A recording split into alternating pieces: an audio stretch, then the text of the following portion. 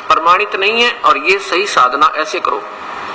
जब भी कोई भक्ति मार्ग प्रारंभ होता है सदियों पर्यंत, उसमें सभी निर्मलता होती है। बीड़ी, शराब, मांस, तंबाकू और किसी को दुखी करना, कोई चोरी, जारी, लुटेरापन, ये बिल्कुल बंद करवा दिया जाता है।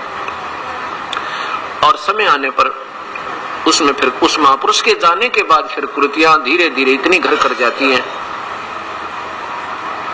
कि उनकी गणना नहीं होती। कारण क्या होता है?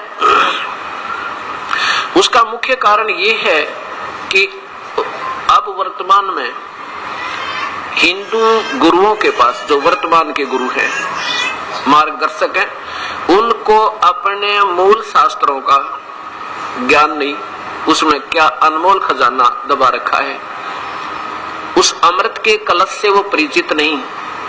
उस अमृत के सरोवर ने छोड़कर हम तालाबों का, जोहड़ों का पानी पी रहे हैं।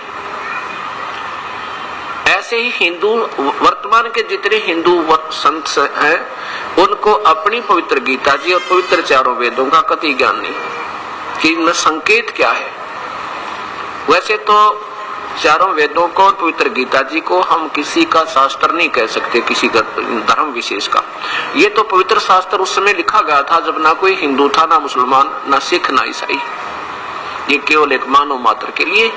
और हमारे पूर्वज पहले एक थे, दो नहीं थे, ये चार नहीं थे। हमने वहां बुद्धि जाएगी ना तब बात बनेगी। अब तो हम अलग अलग होकर बैठ गए। हमने उस परम पिता के, उन हमारे पुराने जो पूर्वज हैं, जहां से कोई मजहब प्रारंभ होता, उनकी उन क्रियाओं पर फिर आना होगा। वो कैसे थे, वो क्या किया करते थे, वो क्या मार्गदर्शन करते थे। ऐसे ही ईसाई धर्म ने के अंदर अब वर्तमान गुरुओं ने उस पवित्र शास्त्र बाइबल में क्या वर्णन है, क्या रहस्य छुपा है, वो वर्तमान के इन महापुरुषों को कतई ज्ञान नहीं। ऐसे ही मुसलमान धर्म में जो अनमोल रतन कुरान शरीफ के अंदर जो वास्तविकता छपी हुई है, वो वर्तमान के इन काजी और मुल्लाओं और इन पीरों को कतई ज्ञान नहीं। ऐसे ही गुरु ग्रंथ साहिब के अंदर उस पवित्र सरोवर में, अमृत सरोवर में क्या रहस्य, कहाँ रतन छुपे हैं, अब वर्तमान के जो इन गुरुद्वारा में बैठे भाइयों को और इन पाठियों को बिल्कुल ज्ञान नहीं कि इसके अंदर क्या खजाना छुपा हुआ है।